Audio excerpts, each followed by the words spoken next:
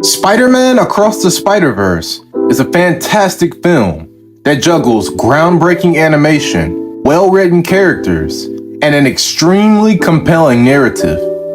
Miles Morales is growing up, and the pressures of being Spider-Man while maintaining a healthy relationship with his friends and family is becoming more and more difficult, as it often does for Spider-Man.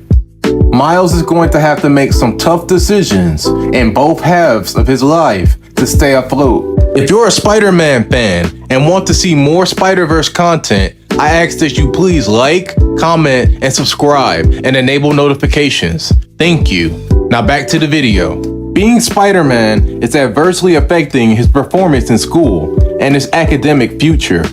This is obviously straining his relationship with his parents, who can't understand why Miles seems to be so preoccupied elsewhere.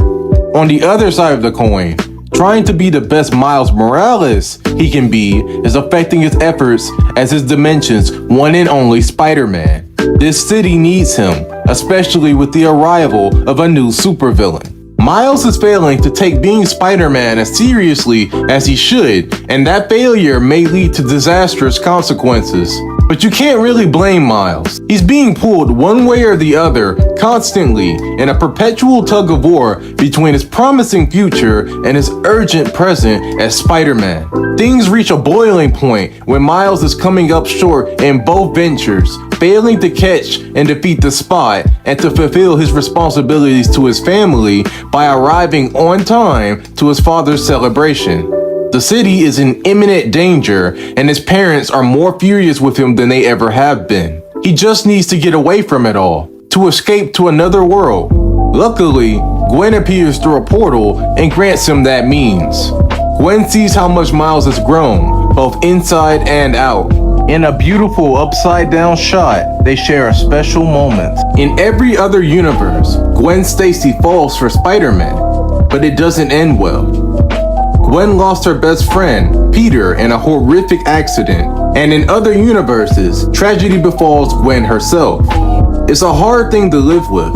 In fact, one Spider-Man might say that it's what you signed up for. Meanwhile, in Nueva York, Miguel O'Hara, the one and only Spider-Man of Earth 928B, had befallen tragedy. Last time we saw Miguel, he was much more chipper, even cracking a few jokes as Spider-Man's trademark. But when Gwen and Miles meet him at the Spider Council headquarters, he's a broken, bitter slab of a man, obsessed with the very thing that started his journey, the Spider-Verse. Miguel is now traveling down a dark path, marred by the deaths of his wife and daughter. His mission, protecting the sanctity of the Spider-Verse, is his only reason to live at this point. He takes a special disliking to Miles Morales. To Miguel, Miles Morales is nothing but an anomaly. He should never have become Spider-Man, and he is endangering the Spider-Verse by existing. The multiverse must be maintained, and Miles must be controlled. He attempts to do this by imprisoning Miles in the Spider Council headquarters. He wants to prevent him from disrupting a canon event, a series of actions that must take place in a Spider-Man or woman's life to preserve the integrity of the Spider-Verse. He knows Miles won't take to this lying down, especially after it's revealed that his father, Lieutenant Davis, will die in his very own canon event in 2 short days. But is Miles right to run? Miguel attempted a similar feat, having it both ways, but he ended up endangering the entire universe. Is one person's life and one person's happiness really worth everyone else in the multiverse? This question is the moral center of Across the Spider-Verse. Who's right, Miguel or Miles? The moral conundrum facing both Spider-Men is known as the trolley problem. The trolley problem is a philosophical and ethical thought experiment in which there is an out-of-control trolley that will hit either one person or a group of people. It delves into the dilemma of utilitarianism versus individual choice. The utilitarian choice would be to let the trolley hit one person, saving the lives of the most amount of people. This seems like the best choice until you throw in a variable like friendship or familial bonds. If the single person on the tracks was your mother or your best friend, would that influence your decisions? Miguel saw firsthand how making a selfish choice, in this case, choosing to be with his wife and kid in another universe, put everything else at risk. He understands that he will be forced to do some harsh things, but it's worth it to him to save as many people as possible. From Miguel's perspective on the trolley problem, even if the single person on the trolley tracks is a loved one, you must still choose to save the collective. Your attachments and your feelings are meaningless in the face of certain destruction. Sacrifices will and must be made. Miguel is the Spider-Man of the future, one of the most powerful Spider-Man in the entire Spider-Verse, as implied by his status as the Spider Council's leader. With great power, there must also come great responsibility. Miles Morales is very naive when it comes to the multiverse. He definitely means well, but probably doesn't quite understand the weight of his decisions. He was kind of thrust into all of this by accident, and he's trying to do the best he can. He's just as much of a hero, just as much a Spider-Man as Miguel or any of the other Spider variants. But he's not going to just sit there and let his father die without at least trying to save him.